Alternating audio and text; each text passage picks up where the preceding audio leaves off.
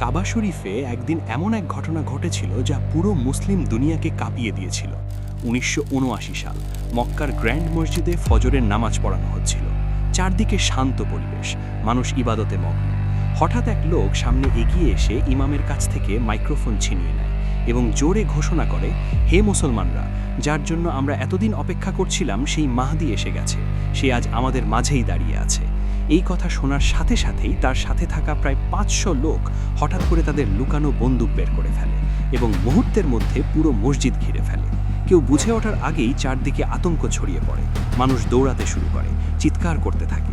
কিন্তু ততক্ষণে অনেক দেরি হয়ে গেছে। হাজার হাজার নিরীহ মুসলমানকে জিম্মি করে ফেলা হয়। এই লোকটি দাবি করে তার সাথে যে মানুষটি আছে সেই আসল মাহদী, যার নাম মোহাম্মদ বিন আবদুল্লাহ। আর এই নামটি ঠিক সেই নামের মতো যেটা হাদিসে মাহদীর জন্য বলা হয়েছে। এই কারণে অনেক সাধারণ মানুষ বিভ্রান্ত হয়ে পড়ে এবং কেউ কেউ সত্যিই তাকে বিশ্বাস করতে শুরু করে। এরপর তারা তাদের শর্ত জানায়। তারা বলে আমেরিকার সাথে সব সম্পর্ক বন্ধ করতে হবে এবং দেশের শাসককে তাদের এই তথাকথিত মাহদীর কাছে আত্মসমর্পণ করতে হবে। এই খবর দ্রুত পুরো দেশে ছড়িয়ে পড়ে। সৌদি সরকার প্রথমে খুব দ্বিধায় পড়ে, কারণ তারা জানতো মসজিদুল হারামে সরাসরি হামলা করা কত বড় ঝুঁকির বিষয়। কিন্তু পরিস্থিতি এতটাই ভয়াবহ হয়ে ওঠে যে শেষ পর্যন্ত তারা আলেমদের অনুমতি নিয়ে অভিযান শুরু করার সিদ্ধান্ত নেয়।